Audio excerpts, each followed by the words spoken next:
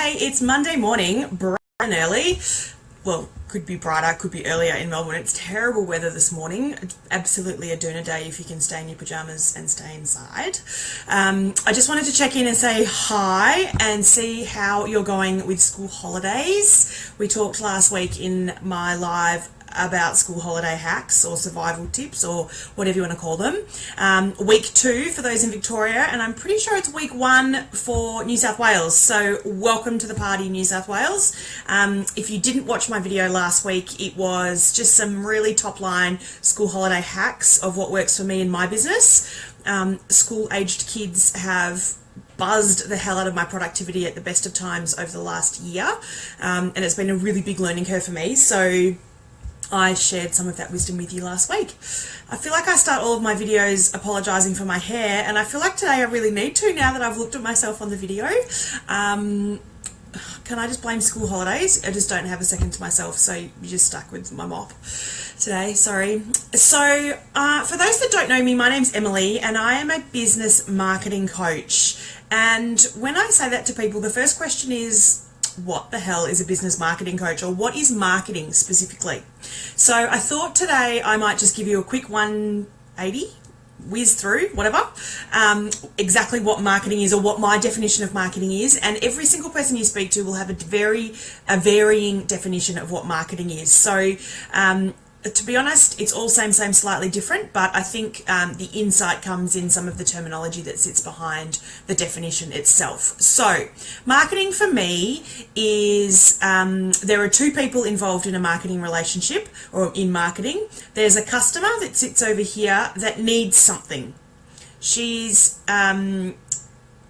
something. It's really as simple as that, to be honest. She might need an exercise plan. She might need help with her business. She might need a new dress. She might need lunch, whatever it might be. She's a customer or a potential customer, and she has a need. She needs something. And then you over here are her solution. You are a cafe that sells lunch. You're a fitness guru that could train her to get her ass into gear.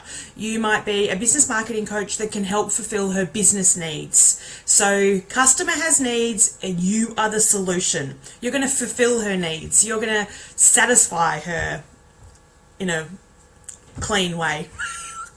Off to a cracking start. So that really is as simple as it gets in my mind. Marketing is you fulfilling your customer's need or your client's needs. So to do that, I really think you need three big things: to be able to connect with her, to have clarity on what those needs are, and to have the confidence to put yourself out there and show her that you could be the solution to her problems. So connect to her. Lots of jargon in the marketing world is the know, like, trust model, and it sounds a lot more fancy than it really is. And to be honest, she has to know about you, which is kind of 101. If you put yourself out there and you're talking to your next door neighbour, only your next door neighbour is going to know about you. So you need to build your network and build your profile within the broader marketplace so that she knows about you. You then need to put out content and clothing and ideas and whatever you're selling to her so that she starts to like you or like your product or like your offering. And then after a period of time, when she starts to realize that, gosh, you've got awesome clothing, or your lunches are really tasty, or wow, the results that you're getting with your personal training clients are amazing, she begins to trust you. She understands that you're an expert in your area, and therefore the know, like, trust model is really as simple as that. Now, the clarity piece is really important. If you are going to satisfy her needs, you need to understand what they are in the first place. Like 101. So what is it that she wants to eat for lunch? Is she healthy? Does she like to indulge? Does she like to snack? Does she like big, small, hot, cold, whatever it might be? You need to understand those needs to a really granular level. When she's buying clothing, is she buying often? Is she buying in bulk? Is she buying 27 of the same top in different colors? Is she only buying once a year but she's happy to spend $1,000 on a handbag, or whatever it might be? And then the confidence part comes with the mindset, and this to me is absolutely critical when it comes to business. And there is so many business coaches just like me, well, actually nothing like me, but business coaches out there who are driving home the business messages, but there's no mindset attached to it. And that is an epic fail in my mind, because I can confidently say that 80%, so confident, 80% of what you do in your business needs to be addressed through mindset changes and changing the way you think about things and the way you think about yourself and getting control of that little teeny voice in your head. And the other half of it is about the business and the practical, putting the skills in place or putting the plans in place. But without that mindset piece, there's no point putting the plans in place, because you really are your worst enemy, and the kind of 6 inches in between here will control your business rather than any of the awesome plans that you put in place. I hope that makes sense. So I'm having, or I'm seeing an increasing number of small business owners out there who are stuck in a bit of a rut. They're at home, their sales aren't quite as good with the latest launch or the latest release, the customers aren't coming back as quickly as they were, or there's some hot new business down the road that's doing the same, slightly different thing to what they are, and they've just had a bit of that, shiny objects thing come into play, and they've lost their confidence a bit. And the initial response from the mind is, I'm going to hang up my boots, it's all too hard, I'm not cut out for this, I can't do it, I'm never going to get back to the success that I saw, or I'm never going to get to where I wanted to get to.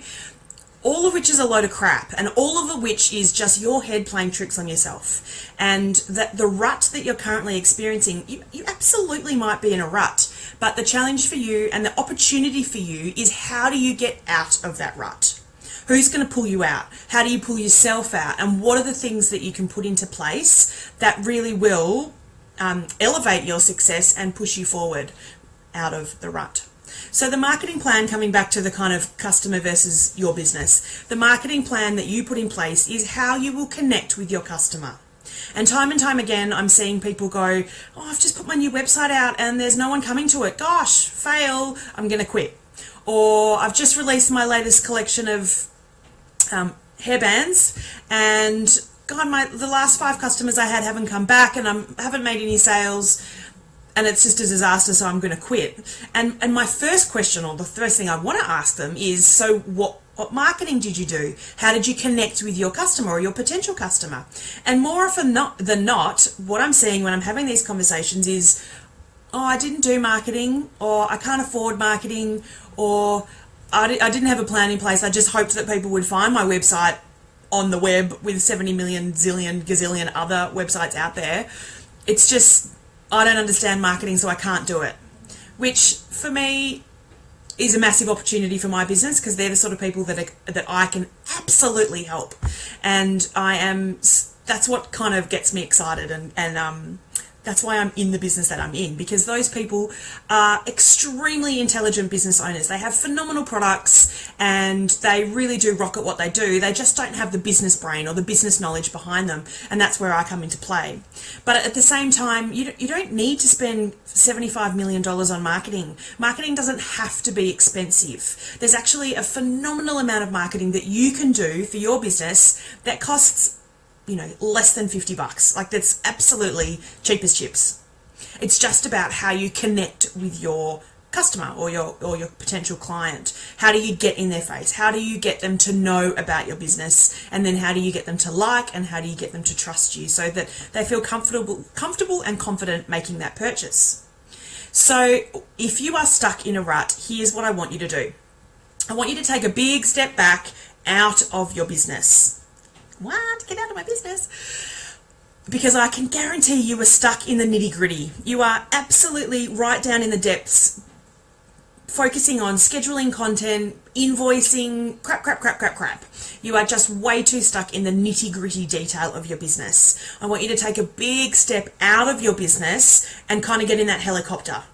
Put your helmet on, get in the... Helmet? Do you even wear a helmet in the helicopter? Anyway. Get in the helicopter and get up into the air and have a look at your business from a helicopter view. So look down on it, not stuck in the trenches, sleeves rolled up doing. I want you to get above your business and take that really big step back.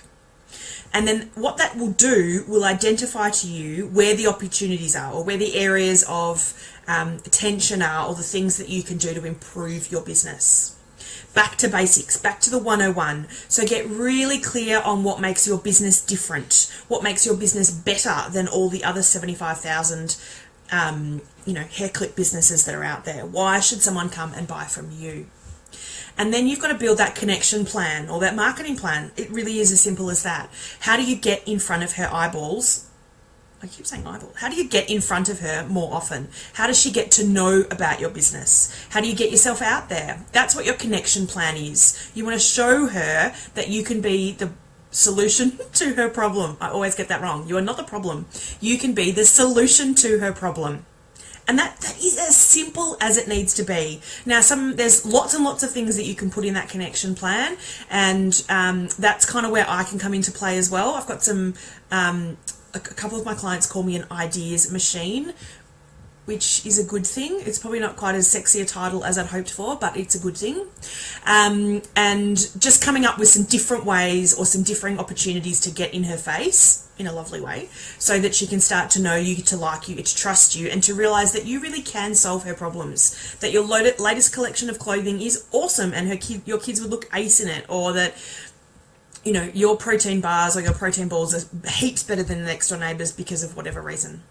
So what I wanted all of that to kind of demonstrate to you is that it's not time to quit. Don't take 27 steps back and run out the back door, because there's things that you can do, and really simple things that you can do before you get to that point in time. So if you're feeling like you're in a rut, take a step back and get out of the nitty-gritty, out into the helicopter with your helmet on, because I'm all about safety, And that's going to require you to slow down, and that's okay. That's more than okay. It's actually a really good thing to slow down. Get out of the crap detail, take a big step back and have a look at your business from a different lens or a different angle, and reconnect with your audience. So who's your target market? Who's your ideal customer? What does she look like? Where's she gone? Why isn't she buying from you anymore? What's she buying instead? Maybe she's forgotten about you. Maybe there's something else that she's now buying that's better because of whatever reason, and you need to slightly tweak what you're currently doing. And all of that is fine. But to do that, you need to redefine her needs, or define her needs. What does she actually want when it comes to clothing or gym or lunch or whatever it might be? You need to redefine what those needs are. And then you need to find her, you need to hunt her down in the nicest way possible, and demonstrate to her that you are the solution to her problem, that you have the greatest smoothie bars, bombs, whatever, in the world, that your clothes are better than theirs because of whatever reason. Or in my case, I'm a better marketer than the next person, or I have greater insight into small business than the next person because of my experience or because of my clients. And then if you're still feeling like you're stuck in the rut and you're starting to piece together the plan, there is absolutely nothing wrong with asking for help. Oh my God, ask for help. You don't need to spend $1 million, and you don't need to feel like you're alone on this journey, because owning a small business is bloody hard. I totally get that. I feel that myself every single day. Every single second person I speak to who has a small business we have exactly the same conversation.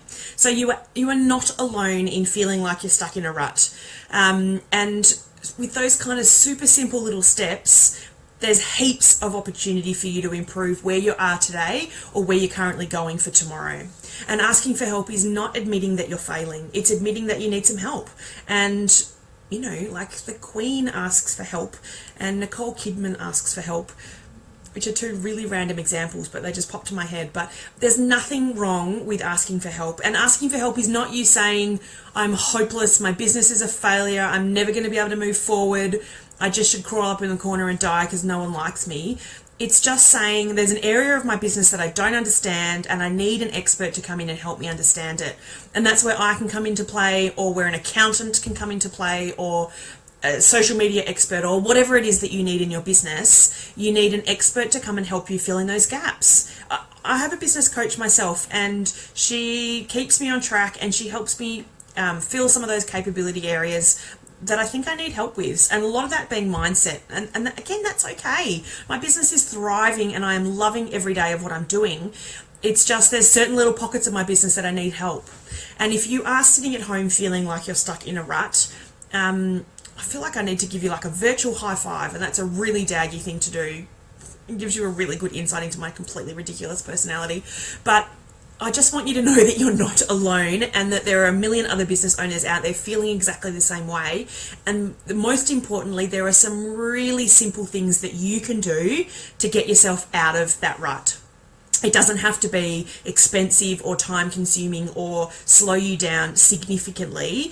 It's just some 101 stuff, back to basics, getting really clear on where your business is at, where your customer needs at, and how you can position yourself as the perfect solution for her problem. And that really is marketing. Like, it's just a really fancy word for problem solving, to be honest. And you are the solution to her problems. So I hope all of that makes sense. I'm around today. I'm working all day, and I'm child-free all day. It's a small miracle day. It's like a unicorn has landed in my lounge room. So if you need help, or you've got any questions, or something about that doesn't quite make sense or sit well, shoot me an email. I'll drop my email address in the comments, or you can find me on social media. Like, I'm sure there's going to come a time when email's dead. God, you know, I'm sure Mr. Gmail doesn't want me to say that, but you know how to find me, and I'm more than happy to help. I'm more than happy to answer any questions or steer you down a path, or help you fill some gaps. So just shout out, put your hand up, and remember, you're not saying, "Hi Emily, I'm failing, I need some help." You're saying, "Hi, there's something I don't quite understand, I need some help." So have an awesome day. Good luck with school holidays. Go back and look at my last video if you need some of those survival tips, because God, we all do at the best of times. And good luck with your marketing. I'm here if you need some help, and I hope you have an awesome week. Take care.